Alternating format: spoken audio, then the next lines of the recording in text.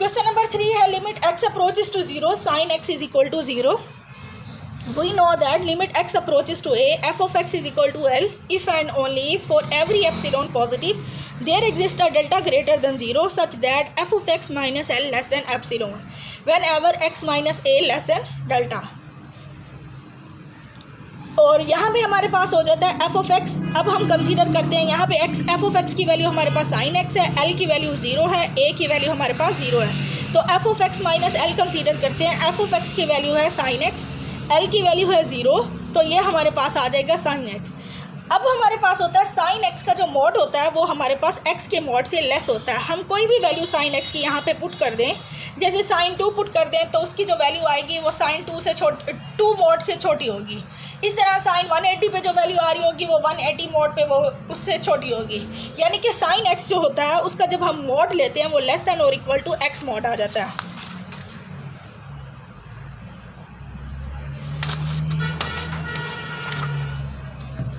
तो यहाँ से हमारे पास आ गया x minus a mod is equal x minus 0 mod बना, क्योंकि हमारे पास आया क्या है साइन x की वैल्यू आ गई है हमारे पास x मॉड लेस देन और equal to x mod. x mod को मैंने लिख दिया x माइनस 0 मॉड और फिर 0 हमारे पास a के इक्वल था तो x माइनस a मॉड लिख दिया. यहाँ आपने साथ बताना है कि साइन x का जो मॉड होता है वो less than equal to x mod होता है. तो अब हमारे पास कंडीशन क्या बनी कि f of x minus l less than epsilon होगा जब वन एवर x माइनस ए लेस देन डेल्टा.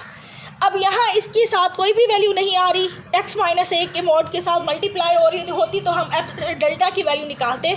जब इस तरह सिर्फ x माइनस ए अकेला आएगा तो एप्सिलॉन और डेल्टा की वैल्यू सेम होती है. तो x जब ये वाली value f of x minus l less than epsilon होगी जब ये वाली वैल्यू जो होगी x minus a mod less than delta less than epsilon होगी, या x minus a mod less than delta हो जाए और डेल्टा और एप्सिलॉन की वैल्यू सेम होगी. अब यहाँ क्या होगा f of x minus l mod less than epsilon whenever x minus a mod less than delta आ जाएगी. तो यहाँ से हमारे पास कंडीशन क्या आ गई, limit x approaches to a f of x is equal to l, क्योंकि ये वाली जो डेफिनेशन जब बन जाती है उसको हम इसके इक्वल लिखते हैं. अब यहाँ f ऑफ x की वैल्यू sin x थी, a की वैल्यू 0 थी, l की वैल्यू भी 0 थी, तो हम ये प्रूव हो गया. अब इसका क्वेश्चन नंबर 4 है, हमने शो करना है limit x approaches to 0 sin x cos x is equal to 0. पहले हम वही लिमिट वाली कंडीशन लिखेंगे कि limit x approaches to a f of x की वैल्यू l के इक्वल होती है if and only if for every epsilon positive there exist a delta greater than 0 such that is equal to, यहाँ पे मैं लिखना भूल गई हूँ, f of x minus l mod less than epsilon when ever x minus a mod less than delta. अब यहाँ से अगर हम देखें इस लिमिट को और इस लिमिट को अगर हम कंबाइन करें या कंपेयर करें तो x की वैल्यू a की वैल्यू हमारे पास 0 है, f ऑफ x की value sin x cos x है और l जो राइट साइड पे होता है वो वैल्यू हमारे पास 0 है. तो f of x minus l अगर हम कंसीडर करेंगे तो f ऑफ x हमारे पास sin x cos x है और लिमिट हमारे पास 0 है, तो sin x minus cos x minus sin x cos x minus 0 हो जाएगा. इसको हम लिख सकते हैं sin x cos x. इन दोनों के मॉड को हम अलग कर लेंगे, sin x और cos x. cos x mod जो होता है वो लेस देन 1 के इक्वल होता है, लेस देन और इक्वल टू 1, और sin x जो मॉड होता है वो लेस देन और इक्वल टू x है. हमने अभी पिछले क्वेश्चन में भी देखा है. तो ये जो हो गया हमारे पास x मॉड आ जाएगा और ये 1 हो गया. अब हमारे पास क्या हो जाएगा, x को हम लिख देते हैं x माइनस 0 और x माइनस 0 0 की जगह पे हम लिख देते हैं a.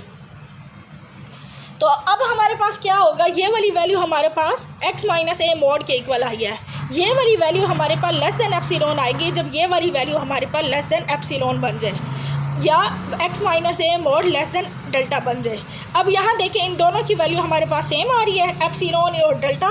तो यानी कि हमारे पास प्रूफ क्या हुआ है, f of x minus l mod less than epsilon आ रहा है whenever x minus a mod less than delta. तो limit x approaches to a f of x की वैल्यू l आ गई. अब यहाँ पे a हमारे पास 0 था, f ऑफ x की value sin x cos x है और l की वैल्यू हमारे पास क्या है 0. हमने वही वैल्यू सब्सटीट्यूट कर दी और आंसर निकाल दिया. तो हमने प्रूफ क्या कर दिया, limit x approaches to 0 sin x cos x is equal to 0.